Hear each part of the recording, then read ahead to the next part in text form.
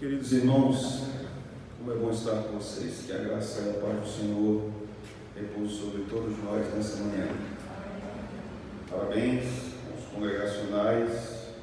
Deixo também registrado aqui a minha gratidão a Deus por esta igreja, por seu papel histórico na proclamação do Evangelho no Agreste Pernambucano, em especial em Caruaru, e pela vida do seu pastor, dos seus pastores. Bendito seja Deus. O Senhor nos fortaleça e nos mantenha fiéis à Sagrada Escritura. O povo congregacional é um povo agraciado por Deus, um povo guerreiro. O Senhor sustentou, mesmo debaixo de tantas perseguições, principalmente no Nordeste, né? Mas cá estamos nós, até aqui nos ajudou o Senhor, e nós somos gratos a Deus por isso. Meus irmãos, nesta manhã nós iremos abrir as Sagradas Escrituras no livro de Atos dos Apóstolos, capítulo 2. Nós leremos inicialmente o versículo 42, estenderemos essa leitura ao versículo 47. Um texto muito conhecido nosso que trata sobre a perseverança da igreja, sobre a militância da igreja nos seus primórdios, nos tempos dos apóstolos, né, registrado nesse livro magnífico da Escritura, que é o livro de Atos. Nosso trabalho será basicamente entre o capítulo 1 e o capítulo 2. Claro que eu não tenho a pretensão de expor verso a verso todos esses textos, senão nós acabaríamos amanhã de meio-dia, né? Mas nós iremos extrair as ideias centrais e a construção teológica que o Espírito Santo proporcionou à igreja nesses capítulos, culminando nesta última parte do capítulo 2. Vamos ler a palavra de Deus. Talvez você estranhe a minha versão, mas o sentido é o mesmo das nossas versões. Vocês encontraram, irmãos? Amém? Muito bem. Eles se dedicavam ao ensino dos apóstolos e à comunhão, ao partir do pão e às orações. Todos estavam cheios de temor, e muitas maravilhas e sinais eram feitos pelos apóstolos. Os que criam mantinham-se unidos e tinham tudo em comum. Vendendo suas propriedades e bens, distribuíam a cada um conforme a sua necessidade. Todos os dias continuavam a reunir-se no pátio do templo. Partiam o pão em suas casas e juntos participavam das refeições com alegria e singeleza de coração, louvando a Deus e tendo a simpatia de todo o povo. E o Senhor lhes acrescentava diariamente os que iam sendo salvos. Amém. Curve sua cabeça, vamos orar nesse momento. Deus Santo, justo e bom, como é maravilhoso podermos nos reunir, Senhor, neste dia que o Senhor nos deu, podermos levantar mãos santas, abrir as nossas bocas, com todo o nosso vigor, força e fôlego, louvar o Teu nome, Senhor, porque Tu és digno e não existe outro além de Ti. Tu és aquele que é digno de receber o louvor, a honra, Senhor, e és digno de abrir o livro e desatar os seus selos. Não há outro além de Ti. Ó Senhor, para onde iremos nós, se só Tu tens as palavras de vida eterna? Neste momento, Senhor, me ponho diante de Ti em oração com esta amada congregação do Teu povo, que aqui está para Te adorar. O povo precisa ouvir a Tua voz por meio da pregação, Senhor. Em minha mente, Senhor, em minha natureza caída, não há nada a acrescentar aos meus irmãos. Mas a Tua palavra me ensina que o Teu tesouro está em vaso de barro. A excelência no poder é Tua e não nossa. Por isso, Senhor, que o Teu Santo Espírito, mestre da igreja, guia da verdade do Teu povo, e ilumine as nossas mentes e aqueça o nosso coração nesta manhã. O que nós mais precisamos, Senhor, nesta manhã não é um discurso perfeitamente construído nas regras de uma retórica grega. Nós não precisamos, Senhor, de algo que nos impressione, que nos deslumbre em termos humanos. Não necessitamos de sabedoria humana. A nossa alma, nesta manhã, tem sede e anseia, assim como o cervo brama por água, de sabedoria divina.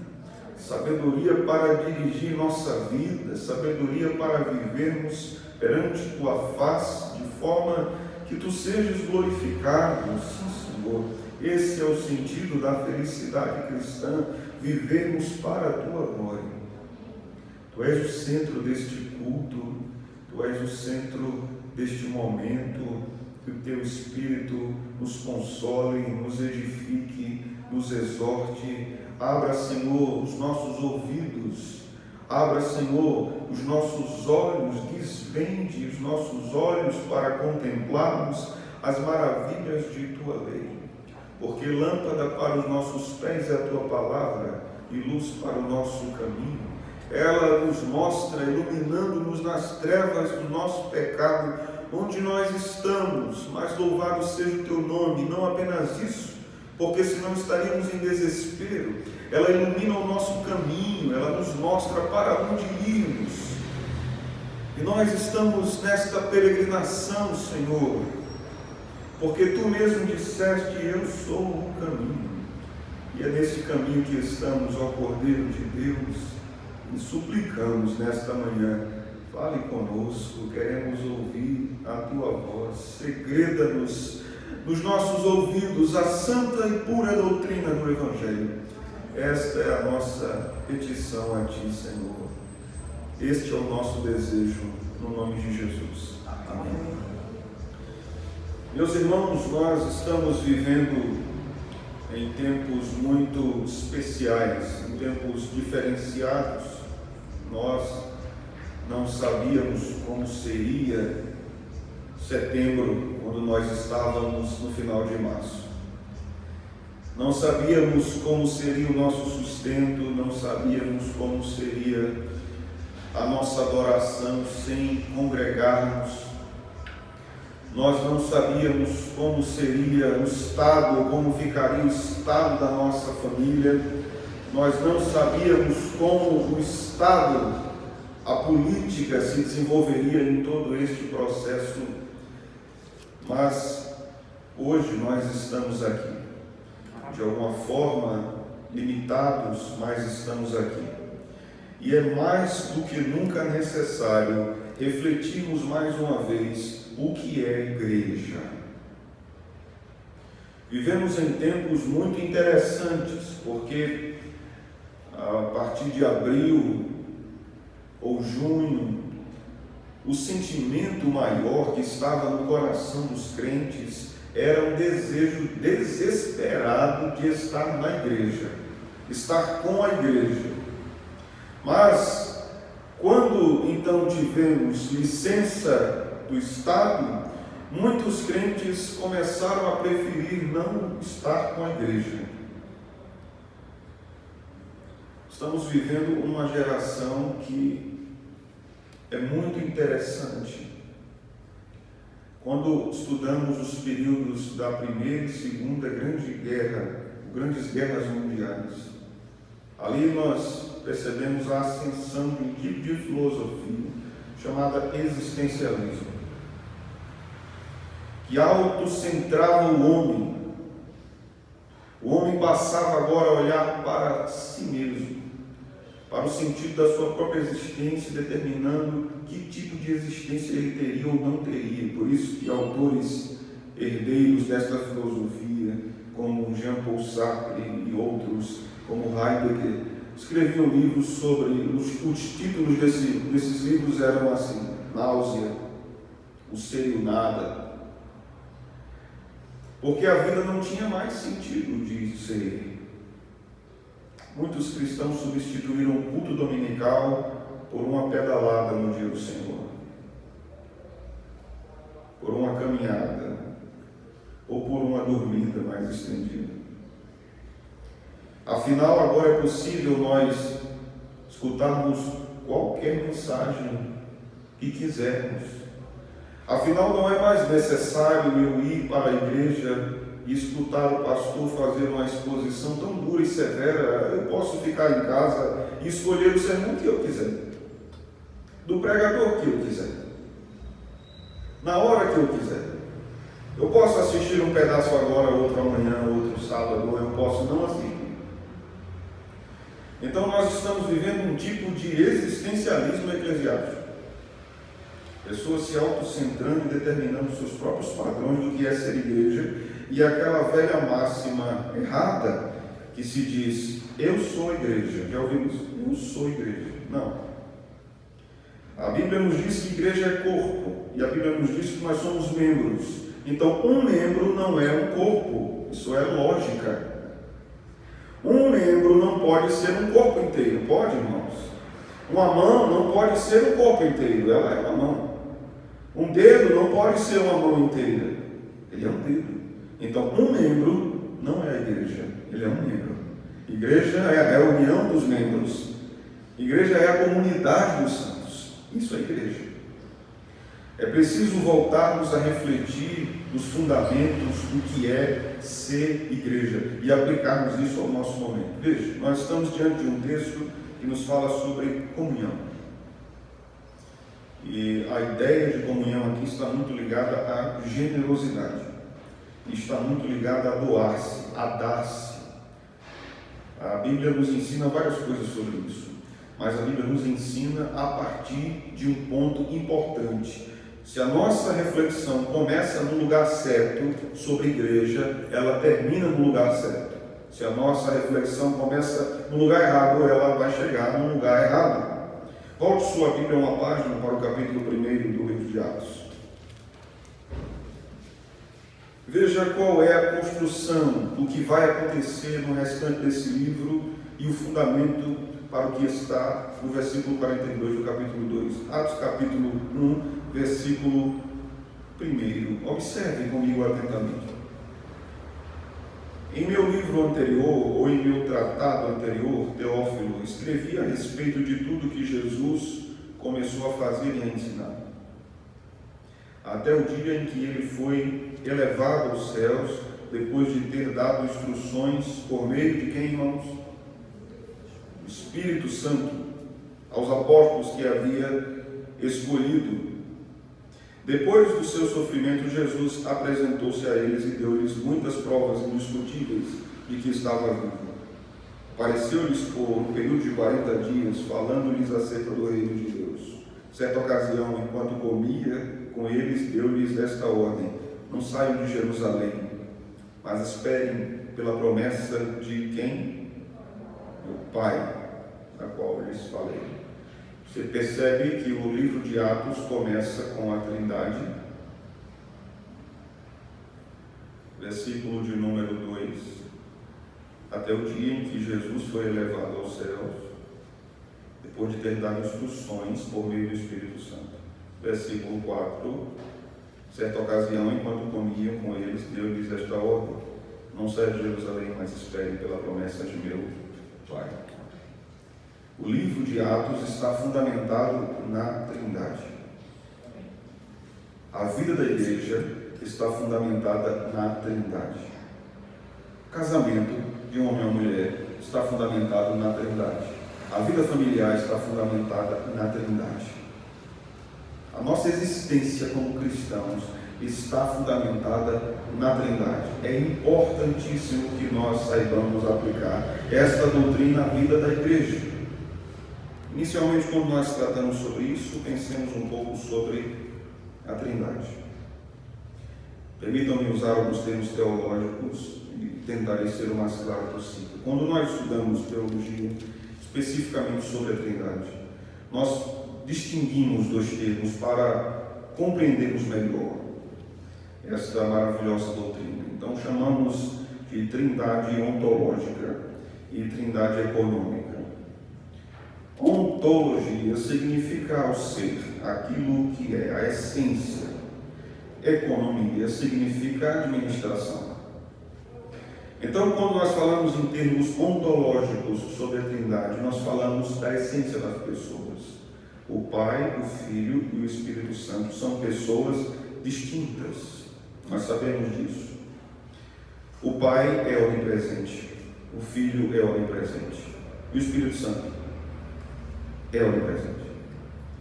Todos os atributos que o Pai possui, o Filho possui, o Espírito Santo possui. Eles são o Deus verdadeiro, as três pessoas da Trindade. Perceba que durante tempos pessoas questionaram esta doutrina como sendo uma contradição, ou quebrando uma lei da lógica chamada lei da não contradição. Mas ela não é uma contradição. Quando eu digo que a Trindade é uma contradição, eu não entendo o que significa contradição. Porque se eu dissesse três pessoas são uma pessoa, então eu tinha uma contradição. Mas eu estou dizendo que eu tenho três pessoas e são um único Deus. Nós temos aí unidade e pluralidade. Amém, irmãos? Vocês estão compreendendo? Unidade e pluralidade. Então, quando eu penso nesses termos e observo, por exemplo, a igreja, você faz parte de uma igreja local. Uma igreja local, unidade. Mas existem muitas pessoas nessa igreja local. Pluralidade. Essa unidade e pluralidade da igreja estão baseados na Trindade. Isto faz parte desta parte da essência da igreja, que está baseada na essência de Deus. Nós temos também o que chamamos de economia da Trindade. Aí façamos uma reflexão sobre isso. Quem morre na cruz? O Pai, o Filho ou o Espírito Santo? O Filho. Quem desce no Pentecostes? O Pai, o Filho ou o Espírito Santo? O Espírito Santo. Não é o Pai que morre na cruz. Não é o Pai que desce no Pentecostes. É o Espírito Santo. Esta é a forma da Trindade administrar a história da redenção do povo de Deus. Há papéis distintos das pessoas da Trindade dentro do ser de Deus. Percebe que isso corresponde ao que Paulo chama de membresia. Paulo diz que os membros são importantes e eles recebem dons distintos. A um é dada a palavra da sabedoria, a outro é dado o dom de governo, a outro é dado o dom de serviço. Paulo fala que a outra é dado o dom de contribuir. Paulo diz que a outra é dado o dom do ensino. Às vezes nós fechamos, reduzimos dons espirituais a 1 Coríntios 12, quando tratam de dons extraordinários. Mas existem outras listas paulinas sobre dons. Então essa distinção de dons na igreja tem uma finalidade. A finalidade não é o enaltecimento de alguém por causa do seu dom. Você recebe um dom do Espírito para servir a igreja, não servir a si mesmo. O seu dom, ou o dom que você recebeu de Deus, é para o serviço da igreja e para a edificação de outros irmãos. Veja que isso está intimamente enraizado na doutrina de Deus, na Escritura. E a nossa geração tem perdido a consciência da importância disso para se refletir o que é ser igreja. Porque no nosso tempo, ser igreja é um grande fast food espiritual. Eu posso escolher o tipo de igreja que eu quero. Eu quero uma igreja com parede preta, em vez de um púlpito, um tonel, um pallet atrás, um negócio de pallet atrás. Eu quero uma igreja que tenha gelo seco. Eu quero uma igreja que tenha no grupo de louvor uma banda de heavy metal. Eu quero uma igreja assim. Irmãos, isso não é igreja. O que é igreja? É aquele irmão que gosta de um hino para bater palma e o outro que não gosta. É aquele irmão que gosta de vir para a igreja de terno e o outro que só gosta de vir de tênis. A beleza da igreja está nessa diferença que existe entre nós, Porque Deus usa essa multiplicidade de pessoas, de pensamentos e de gostos para edificar o próprio corpo, no poder do Espírito Santo. A igreja não é a igreja de jovens, não é a igreja de anciãos, a igreja é a igreja dos jovens, dos anciãos, das crianças, de todas essas pessoas. É interessante que mesmo de forma inconsciente nós começamos dentro da igreja até a dividir a nossa comunhão em departamentos. Eu não sou contra departamentos, sociedades, mas a cada dia nós vemos quão distante está a comunhão de uma menina adolescente com uma anciã da igreja. Quão distante está a comunhão de um menino, de uma criança, dos homens mais velhos da igreja. É necessário que nós entendamos que muitas mulheres que não têm seus maridos porque ficaram viúvas ou por outro motivo, a referência de masculinidade para os seus filhos, na maioria das vezes, estará na igreja, com os homens da igreja. E a referência para as moças estará nas mulheres mais idosas. É interessante quando Paulo trabalha sobre isso, porque ele diz o seguinte: as mulheres mais velhas sejam mestras do bem e as mais novas aprendam com elas. Então quem deve ensinar modéstia cristã às moças da igreja não são os homens, são as mulheres mais velhas. Elas devem ser as mentoras dessas moças. Isto é comunhão. Isto é a igreja cuidando de si mesma. Quando o apóstolo Paulo nos fala do trabalho de aconselhamento em Colossenses 3,16, este é um trabalho da igreja. É claro que o trabalho pastoral, por natureza, é um trabalho de aconselhamento. Nós vemos isso nas epístolas pastorais, com o próprio Paulo fazendo isso com Timóteo. Mas esta também é uma prática da igreja. Então, quando nós observamos isso, caminhamos um pouco mais em Atos 2, versículo 1, que o texto nos diz o seguinte: chegando o dia de Pentecostes, estavam todos reunidos num só lugar. De repente veio do céu um som como de um vento muito forte e encheu toda a casa na qual estavam assentados. Estavam ali os discípulos assentados. Agora, observe com atenção. Gênesis capítulo 1, versículo 2 nos diz o texto que o Espírito pairava sobre a face das águas. A figura ali é de um pássaro descendo sobre as águas e sobrevoando. É uma figura muito interessante. Também tem um sentido de sopro. Obviamente nós temos ali a pessoa do Espírito Santo, mas há um sentido de sopro, de vento. A figura de pássaro repousando. Então, quando nós chegamos no capítulo 2 de Gênesis, nós observamos que Deus cria o bonequinho de barro e sopra nele o fôlego de vida. Este sopro não é apenas para a vida biológica, mas é também para a vida espiritual. Porque não havia pecado. Adão tinha vida espiritual. Então, o vento que estava no primeiro capítulo, criando, dando forma ao mundo, organizando, na verdade não é um mero vento, é a pessoa do Espírito Santo.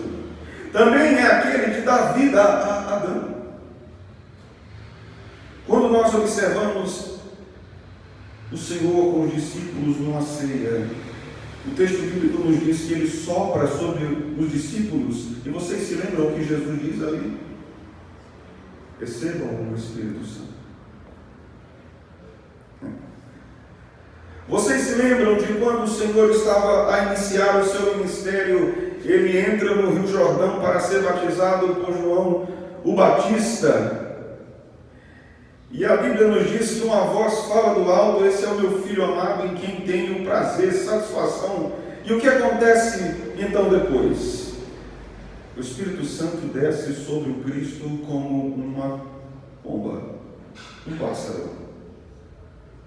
Então em Pentecostes nós temos o povo reunido, temeroso, com medo. O seu mestre havia sido morto, havia sido ressuscitado, mas o povo estava ali ainda apreensivo, aguardando a promessa e a recomendação do Senhor. que eles receberiam a promessa do Pai, seriam revestidos de poder. E é interessante quando nós falamos no nosso tempo, né, no século XX, principalmente na história da igreja, quando nós falamos de poder, o que é que nós pensamos imediatamente? Nós pensamos, sei lá, em profetizar, em decretar, não sei o que mais lá.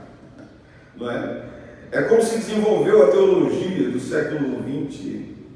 Nós pensamos em dons extraordinários, nós pensamos em botar a mão numa pessoa que morreu, ela ressuscitar, e pensamos em curar enfermos. Mas quando a Bíblia trata de poder, não é apenas para isso.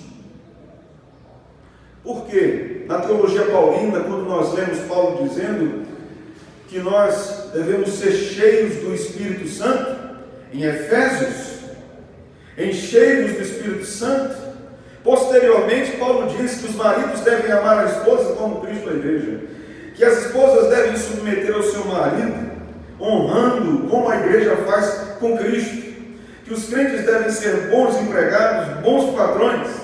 Isto também é ser cheio do Espírito Santo, governar a minha casa debaixo da orientação do Senhor, amando a minha esposa e os meus filhos, sendo honesto nos meus negócios, sendo íntegro nas minhas causas. Isto também é manifestação do enchimento do Espírito Santo. Agora, o problema da nossa teologia do século XX é que reduz o poder do Espírito Santo a manifestações espetaculares que promovem espetáculos da fé. Um filósofo inglês chamado Chesterton dizia assim, irmãos: a coisa mais extraordinária do mundo é um homem comum casado com uma mulher comum, com filhos comuns. Eu diria que a coisa mais extraordinária do mundo é a vida comum da igreja. É aquele domingo comum que nós nos vestimos de forma comum, subimos à casa do Senhor de forma comum, cantamos aqueles hinos que nós sempre cantamos, tomamos de novo aquele cálice que nós sempre tomamos, comemos de novo aquele pão que nós sempre comemos, damos aquele abraço, hoje abraço só pela fé, né? Porque a gente não pode, por causa da pandemia. Mas a gente dá aquele abraço nos nossos irmãos, ouvimos a pregação e vamos para casa, né? Começar mais uma semana de trabalho. Isso é extraordinário e nós podemos perceber isso nesta pandemia, como fez falta o sermão, como fez falta nós cantarmos juntos e muitas vezes desafinados. Como é maravilhoso cantar na igreja e ter um irmão desafinado cantando ao meu lado, porque eu sei que isso é corpo, isso é a realidade da igreja. Nós não somos perfeitos, nós estamos em construção ou em reforma, né? Haverá um dia que todos nós cantaremos afinados na glória, eu creio nisso, irmãos, porque o pecado não mais existirá, né? Cantar desafinado não é pecado, mas faz parte da natureza do pecado, toda imperfeição, né? Então nós chegamos ao versículo 42. Eles perseveravam. Perseveravam. O texto inicia falando que eles perseveravam em quê? Na doutrina. O que significa aí perseverar? Dedicavam-se. Permanentemente. Isso é perseverar. Eles dedicavam-se à doutrina dos apóstolos. Não haverá saúde para uma igreja sem doutrina. Não haverá. Não haverá vitalidade numa igreja sem doutrina. Mas é possível uma igreja ter doutrina e ser morta. Sabia disso, né? É possível ela ter boa teologia e ser morta. Porque o poder do Espírito Santo inicia um trabalho de transformação na igreja através da doutrina. Mas não fica apenas na doutrina. A doutrina é o rio que banha toda a vida da igreja. A doutrina é um rio com vários braços. A doutrina não é teoria. Doutrina bíblica não é filosofia. Doutrina é muito mais. E doutrina, posso dizer, ainda é muito mais do que nós chamamos em teologia de teologia sistemática, que é a organização das doutrinas. Doutrina na Escritura é todo o ensino vindo da boca de Deus para a igreja. Todo ensino. Todo ensino dado pelo Espírito Santo na Escritura é doutrina. E a doutrina é dada para a vida. Então o texto nos diz: perseveravam na doutrina. E depois? Na comunhão. Às vezes eu fico a pensar em algumas questões práticas em nossas igrejas. Às vezes chegamos em igrejas que têm uma boa doutrina, mas é perceptível que não há comunhão, não há calor relacional. E às vezes chegamos em comunidades que têm calor relacional, mas não tem doutrina. Então, o que é que nós aprendemos aqui? Que é possível uma comunidade ser muito afetuosa, muito simpática, mas aquilo não ser a comunhão do Espírito Santo. Aquilo não ser a comunhão do Espírito Santo. Porque a comunhão do Espírito Santo, que Paulo fala lá na Bênção dos Apóstolos, né? A comunhão do Espírito Santo é precedida por doutrina. Nos diz a Escritura que Paulo chegou na cidade de Tessalônica e pregou ali durante 3 sábados. Contexto grego, haviam judeus também na cidade, e Paulo ali planta uma igreja de forma extraordinária em poucos dias. E nós lemos na Escritura a primeira carta de Paulo, a primeira epístola de Paulo aos Tessalonicenses, que Paulo vai falar ali das virtudes daquela igreja, da perseverança, do amor abnegado, da fé operosa. A fé daqueles irmãos era operosa, eles empreendiam a sua fé na vida comunitária. A esperança deles no Evangelho, no retorno do Salvador. E esta esperança deles não os impediam de avançar na operosidade da fé. Paulo diz: toda a região ao redor tem consciência e já ouviram falar da vida desta igreja. Paulo estava dizendo: esta igreja é uma referência para toda a região. E em dado momento, no início da epístola, ele vai dizer: eu não tenho o que acrescentar a vocês. Isso é impressionante, irmãos. Porque Paulo está dizendo: vocês aprenderam. Vocês sabem o que é sofrer pelo Evangelho, porque naquele momento que Paulo manda aquela epístola, eles estavam sofrendo. Mas a igreja era forte, a igreja era doutrinária, a igreja era amorosa, a igreja era operosa, ela era viva. Meus irmãos, o mesmo Espírito que operou na igreja de Tessalônica é o Espírito que opera em nós hoje. É o Espírito que opera em nós hoje.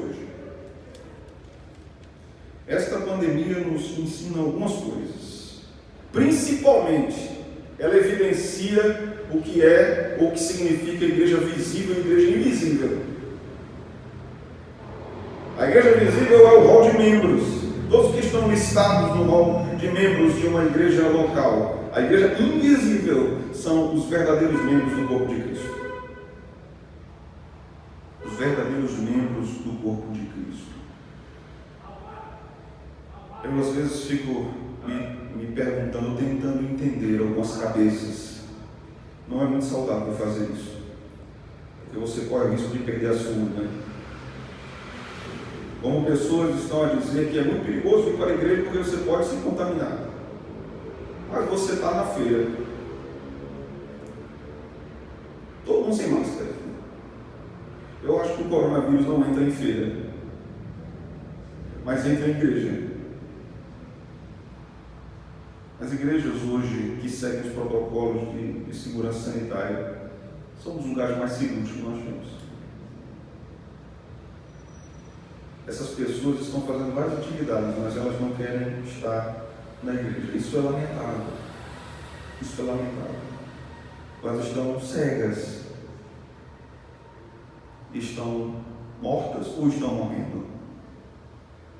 elas não entendem a importância da comunhão da igreja e da perseverança na comunhão, porque o texto vai nos dizer isso, e perseveravam na doutrina e perseveravam na comunhão. Então o texto está nos dizendo que a igreja se dedicava à comunhão. É preciso entendermos o que o Espírito Santo está nos dizendo, porque Atos dos Apóstolos não é apenas um conjunto de narrativas que não serve para nada hoje para nós. Isto é doutrina. Esta passagem nos mostra que a nossa dedicação não deve ser apenas ao estudo da Escritura e da teologia. Devemos ter dedicação para viver o que a teologia e a Escritura ensinam.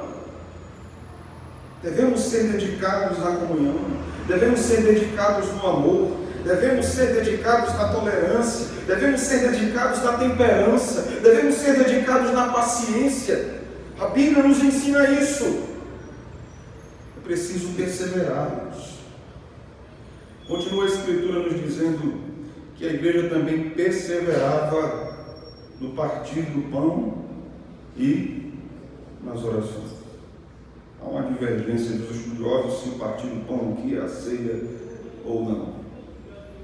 Ou são as refeições comunitárias. Eu entendo que cabem as duas interpretações. Mais à frente nós vamos perceber que de casa em casa o povo fazia a refeição, né? A prática de comer juntos do povo de Deus é muito antiga, desde o Antigo Testamento. Por isso que o povo diz, né? Crente não bebe não, mas come, que é uma bênção, né? Então, a Escritura nos ensina aqui sobre a perseverança no sacramento. Porque o sacramento da ceia é importante para nós. Assim como Cristo separa o pão do uso comum para o uso sagrado, Ele mesmo, o pão da vida, foi separado, santo, e não apenas isso. O apóstolo Paulo nos diz em 1 Coríntios 10, 17, que nós somos um pão com Cristo. Já percebeu essa expressão? Ela é muito interessante. Paulo nos ensina que Cristo é o pão. O próprio Jesus nos ensina isso. Mas Paulo também nos ensina que nós somos pão. O que Paulo está dizendo? Neste mesmo versículo, Paulo diz que nós somos corpo. Paulo está falando da nossa união mística com Cristo. Paulo está nos ensinando no capítulo 10 verdades profundas sobre o capítulo 11, quando ele trata sobre a ceia, porque ele vai falar da comida espiritual e da bebida espiritual. Paulo vai dizer que quando o povo comia o pão, o maná no deserto, comia não apenas algo físico, uma comida física, comia uma comida espiritual. Paulo está dizendo que aquilo era sacramento para o povo. Paulo está dizendo que quando o povo bebia da água que Deus deu no deserto, não era apenas algo físico, era algo espiritual, porque Deus não estava alimentando o povo apenas fisicamente, mas estava alimentando o povo espiritualmente, por meio de sacramento. Então, o que é que nós aprendemos sobre a perseverança no sacramento da ceia? Da mesma forma que Cristo é separado do mundo como santo, quando nós comemos o pão que foi separado do uso comum para o uso consagrado e nós colocamos a nossa mão sobre as bandejas, hoje não, né? Hoje sobre o recipiente, nós estamos dizendo que nós somos separados do mundo, que Deus nos separou do mundo, que nós somos um povo santo. Nós estamos dizendo, meu Cristo, eu faço parte deste corpo, desta comunidade, desta assembleia, desta congregação. Eu estou reafirmando o pacto que eu tenho com o Senhor. Então, o pão dado à congregação é o símbolo da nossa comunhão, porque o pão é partido e dado para os membros, e todos esses membros comem da mesa onde o pão está. Isso não é possível na internet. Isso não é possível na internet. Porque nós temos o costume histórico de termos um púlpito por trás da mesa dos sacramentos.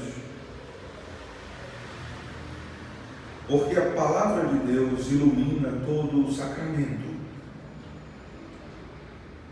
Porque nós temos o costume histórico de termos as cadeiras dos presbíteros e pastores na plataforma. Porque isso é um símbolo histórico da supervisão que o povo de Deus tem dos seus presbíteros, dos seus pastores. Isso não está aqui historicamente, porque os pastores são mais bonitos. Isto é um símbolo histórico de que o povo de Deus é supervisionado espiritualmente, assim como os pastores olhavam para o seu rebanho no antigo Israel, como conduzia o seu rebanho para ribeiros, para pasto verde, porque o pastor via ao longe onde estava o pasto e guiava o rebanho para lá. O pastor sabia quando a água era tranquila, para que a ovelha não fosse levada por águas agitadas. Era necessário supervisão e que ele estivesse vendo além das ovelhas. Numa ceia na internet não há supervisão pastoral. Cada um faz o que quer. Não sei se vocês chegaram a ver que tinha gente fazendo até batismo pela internet. O pastor pegava água, fazia assim, e o outro em casa pegava uma vasilha de água e jogava na cabeça. Isso é bizarro. Como há batismo sem comunidade presente? O que é o batismo? É a declaração pública de que eu creio em Deus Pai Todo-Poderoso, em seu Filho Jesus Cristo, nosso Senhor, no Espírito Santo e na igreja espalhada pelo mundo todo, como obra do Espírito Santo. Então, no batismo, eu digo à minha comunidade, eu digo à sociedade de que eu pertenço a Cristo. O batismo não regenera, ele não salva, mas ele é uma declaração simbólica, pública, do que aconteceu na minha vida junto com a minha comunidade. De que eu sou inserido simbolicamente agora nesta comunidade, que eu já fui inserido espiritualmente anteriormente ao batismo. Pela internet isso não é possível. Nós temos que ter cuidado com a banalização por causa da utilização e da facilitação da internet. Temos que ter cuidado para não cairmos em utilitarismo. Vamos fazer o que é melhor e mais fácil. Muitos cristãos ficaram tão perturbados porque não estavam tomando a ceia no período de pandemia. E me perguntaram, pastor, como eu devo encarar isso? Eu disse, encare como uma disciplina do Senhor ao seu povo, nos privando momentaneamente deste sacramento. Porque quando um crente é disciplinado e privado do sacramento da ceia, o objetivo disso não é cruel para fazê-lo sofrer, é para fazê-lo entender de que ele feriu a comunhão do corpo de Cristo, de que ele pecou contra o seu Senhor e de que não é bom para ele ficar sem o sacramento. A intenção disso é levá-lo ao arrependimento. O Senhor disciplinou o seu povo nesses meses, irmãos. Isso é inquestionável. Eu não consigo observar de outra forma. Ao olhar para a Escritura, o Senhor mandou as pragas do Egito. E quando Ele ordenou, as pragas recuaram. Todas elas. Se o Senhor ordenar amanhã que esta peste recue, ela vai obedecer. Porque Ele governa toda a terra. Mas muitas vezes, quando Deus diz ao seu povo para obedecer, o povo não obedece. O controle da natureza está nas mãos de Deus. O controle do mundo, da história, está nas mãos de Deus. Mas historicamente o seu povo também desobedeceu tantas vezes. Então o que Deus fez várias vezes? Levou o seu povo ao deserto várias vezes. E o Senhor nos conduziu nesse tempo ao deserto mais uma vez.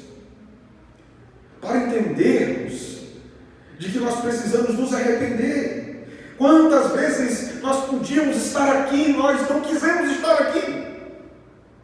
Quantas vezes nós estávamos aqui, mas a nossa cabeça não queria estar aqui? E nesse momento de deserto que nós vivemos, nós entendemos como a vida ordinária, simples e comunitária tem tanto peso na nossa vida. Por isso nós devemos nos lembrar dessas palavras do livro de Atos. Perseveravam na doutrina, perseveravam na comunhão, perseveravam no partir do pão e perseveravam na oração. Perseveravam na oração. Estes são fatores cruciais para a saúde de uma igreja. Doutrina, comunhão, sacramento, oração. Uma vida sem isso não é uma vida de igreja. Igreja é isso. Não precisamos de coisas novas, irmãos. Não precisamos de coisas novas. A gente não come crepe todo dia, não é? A gente não come sushi todo dia. A gente não come um prato francês todo dia. Eu mesmo nunca comi. A gente come feijão todo dia. A gente come arroz todo dia. A gente come carne todo dia, né? Às vezes com algum incremento a gente bota uma banana, bota um abacaxi, bota uma manga, uma salada diferente. Mas no feijão, para um bom nordestino, tem que estar lá. Né? Se substituirmos o feijão, certamente será com cuscuz. O que é viver sem cuscuz? É algo desesperador, não é, irmãos? Não podemos jamais viver sem cuscuz. Cuscuz é uma grande bênção de Deus lá no Nordeste. Por isso não tenho vontade de morar fora do país, porque não tem cuscuz. Só se tivesse algum abastecimento certo de cuscuz. Nós vivemos no que é ordinário. A vida ordinária da igreja nos fortalece. Você sabe, se você já teve a experiência de trabalhar no domingo e não poder estar aqui, porque estava realmente precisando trabalhar, como é doloroso para o verdadeiro cristão não estar na casa do Senhor no dia do culto. Você sabe? Você já sentiu isso? Por quê? Porque não estarmos aqui com os irmãos, experimentando essa comunhão, nos enfraquece, nos esmorece. Porque a comunhão da igreja também é meio de graça. A comunhão da igreja também é meio de graça. Nós somos fortalecidos por nossos irmãos. Aqueles mais simpáticos, aqueles mais bravos também. Né? Aqueles que abraçam, aqueles que dão a paz de longe. Aqueles que nem dão a paz às vezes. Não é? Mas eles são uma bênção para a nossa vida. O que seria de nós sem eles? Seria ruim. A graça da igreja está em Cristo, mas em termos humanos está em sermos diferentes mesmo.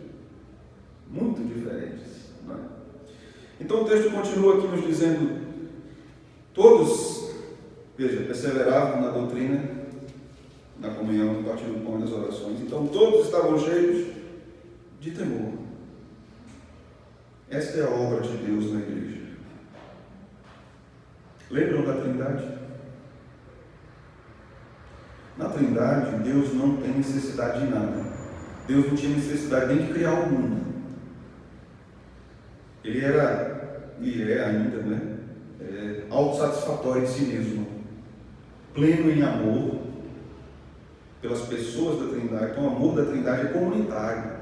O amor da Trindade está baseado na comunhão que as próprias pessoas têm entre si. É pleno em bondade, pleno em todos os seus atributos dentro da própria Trindade. Isso é comunicado, canalizado, claro que inferiormente, mas direcionado à igreja. Aprendemos sobre Deus e vivemos sobre Deus. Aprendemos sobre Deus para vivermos para Deus. Para vivermos para Deus. Por isso que o sermão deve ser claro, objetivo, simples, direto. Ele deve exortar, ele deve consolar, ele deve edificar.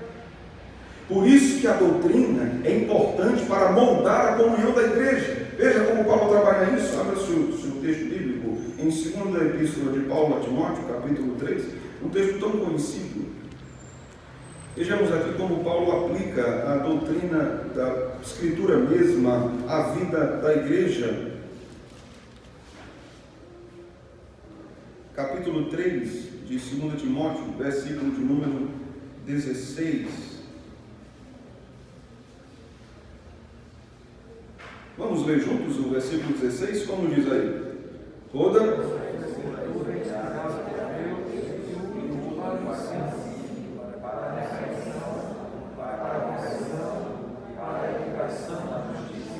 Veja que esse texto nos ensina o objetivo da Escritura, os seus objetivos particulares e o seu objetivo geral, que está no versículo 17.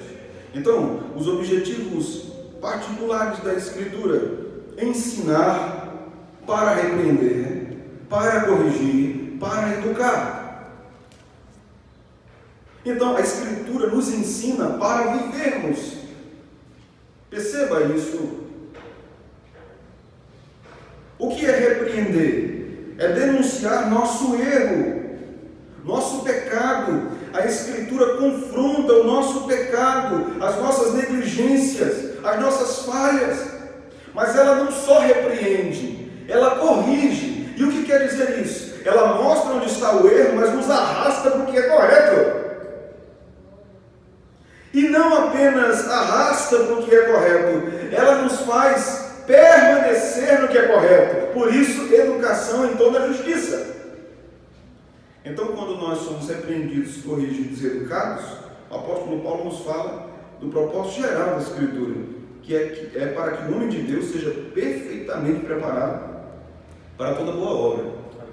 Paulo está falando da Escritura, mas não está falando só da Escritura, ele está falando da vida dos crentes. E agora então ele fala do trabalho do ministro para a igreja e no papel deste ato da pregação da Escritura como fortalecimento para a vida da igreja. Veja o versículo de número 2, ele diz a Timóteo: pregue a palavra. E o que é que diz agora? Insta, que mais? Quer seja oportuno, quer não, que mais? Corrija, repreenda, exorte com toda longanimidade e doutrina. O propósito da pregação é idêntico ao propósito que a Escritura tem para a igreja: corrigir, exortar, educar. Isto é a pregação. Esta é a maior definição de pregação na Escritura. A pregação corrige, a pregação repreende, a pregação exorta. Mas não apenas isso, porque se só fosse isso, não tinha comunhão, era legalista.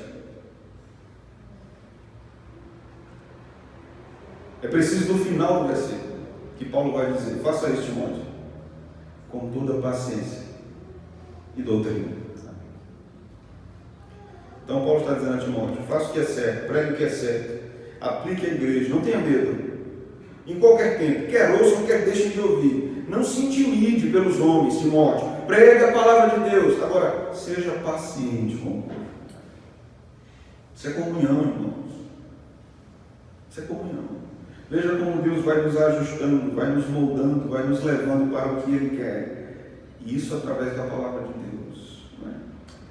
Então, o texto continua nos dizendo aqui, no versículo 44 do capítulo 2, os que criam mantinham-se unidos e tinham tudo em comum. Veja que a comunhão não era apenas momentânea, era contínua. Os que criam mantinham-se unidos. Essa é uma das evidências, ou uma das marcas bíblicas da igreja, a sua unidade. Jesus fala sobre isso no capítulo 17 de João. Então o texto do capítulo, versículo 45 nos diz: vendendo suas propriedades e bens, distribuíam a cada um conforme a sua necessidade. É preciso um entendimento claro desse versículo, que não está defendendo nenhuma manifestação ideológica como o comunismo. A Escritura está defendendo comunhão. Amém, irmãos? Qual é a diferença de comunhão e comunismo? Comunismo é uma ideologia político-religiosa imposta a uma população, a um povo, a uma nação, imposta. Comunhão é a vida comunitária como fruto de um povo transformado por Deus.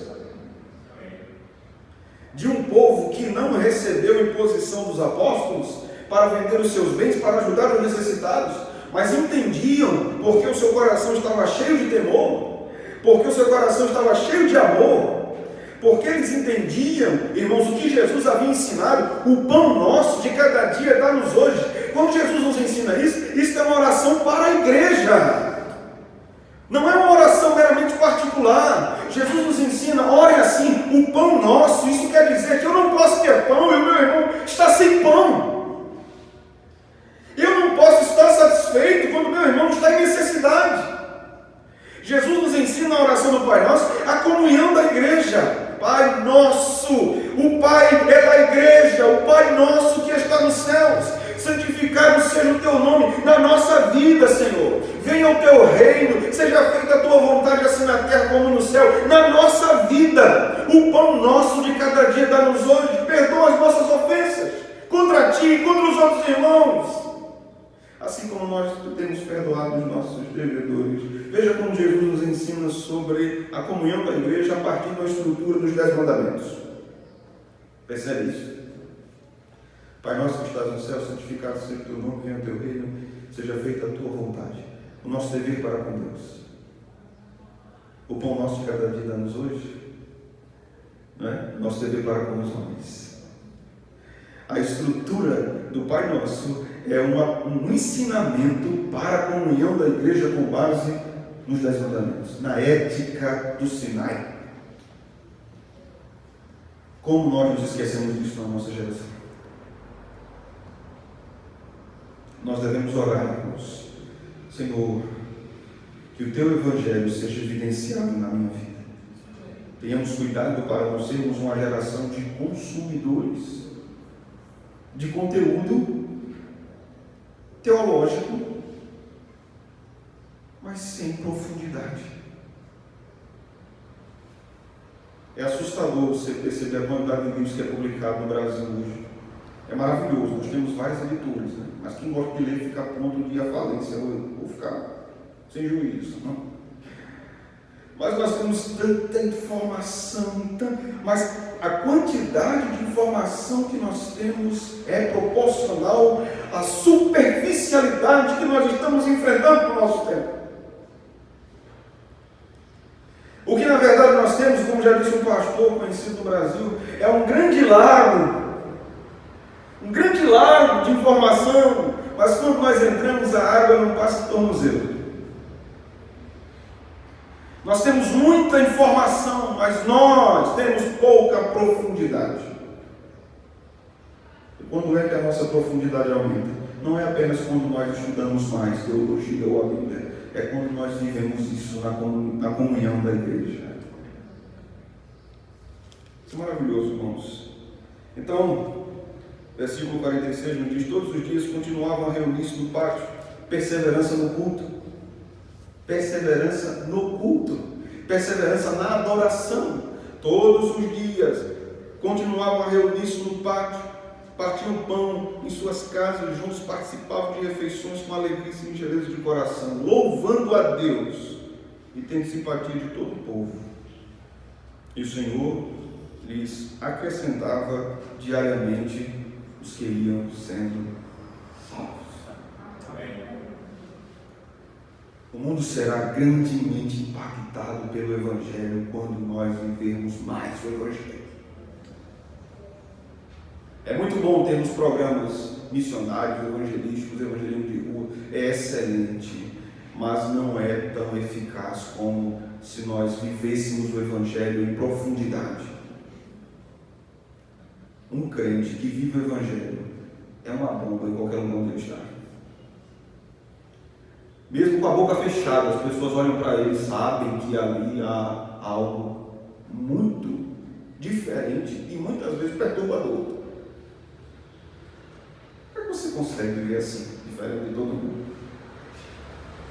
Como é que você consegue ser tão honesto? Mas todo mundo faz isso, só porque ele faz. Viver para Deus é viver na contramão do mundo. Viver para Deus em nosso tempo, um tempo de individualismo, é andar na contramão do mundo. Porque nós continuamos vivendo em comunidade. Amém, meus irmãos? Curve sua cabeça, vamos orar nesta manhã. Ó Senhor, bendito seja o teu nome.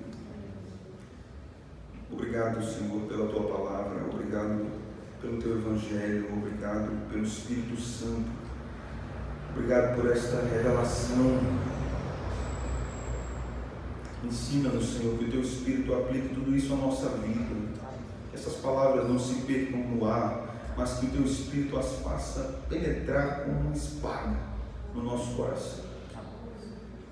Ó Senhor, Tu nos conheces, cada um de nós, nossas fraquezas, nossos pecados, nossos dons que o Senhor nos deu, nossos desejos.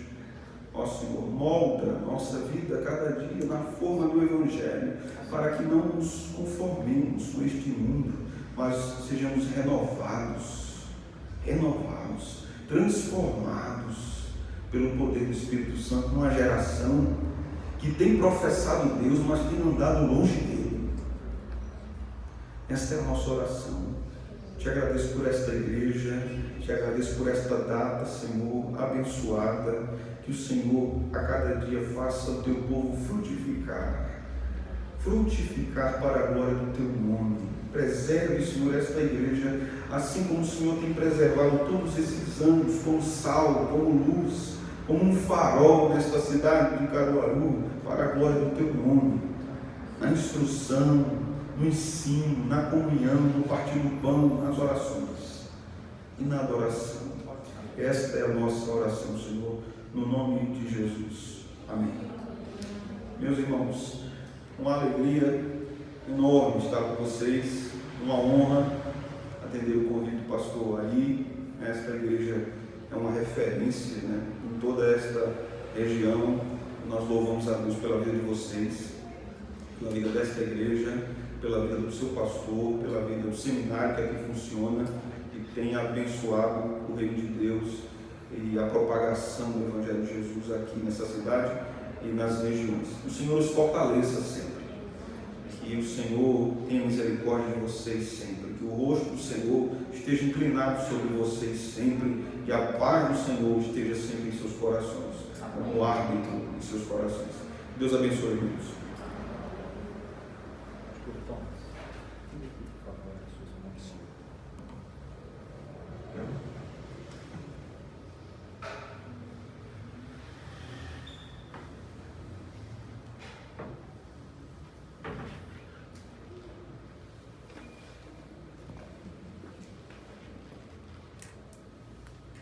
Meus irmãos, fiquemos de pé. Nós vamos, depois de ouvirmos a palavra de Deus, a nossa reação precisa ser no sentido de sim, eu creio. É por isso que nós vamos confessar, afirmar, mais uma vez, a nossa fé, comprometendo-nos com o Evangelho de Jesus. Confessemos juntos comigo e o meu compasso. Creio em Deus, o Pai Todo-Poderoso, Criador do céu e da terra, e em Jesus Cristo, seu único Filho, nosso Senhor, que foi concebido pelo poder do Espírito Santo, nasceu da Virgem Maria, padeceu sob Pôncio Pilatos, foi crucificado, morto e sepultado, desceu à mansão dos mortos, ressuscitou ao terceiro dia, subiu aos céus, está sentado à direita de Deus Pai Todo-Poderoso, donde há de vir a julgar os vivos e os mortos. Creio no Espírito Santo, a Santa Igreja Católica, a comunhão dos santos, a remissão dos pecados, a ressurreição da carne e a vida eterna. Falemos com Deus. Pai de amor, muito obrigado por esta manhã, por esses momentos maravilhosos em que estivemos e estamos ainda em Tua presença. Obrigado por Tua palavra. Nós necessitamos dela com desespero absoluto. Nós a temos como fundamental, nós a temos como de conhecimento imprescindível, o alicerce da nossa fé. Muito obrigado, Senhor.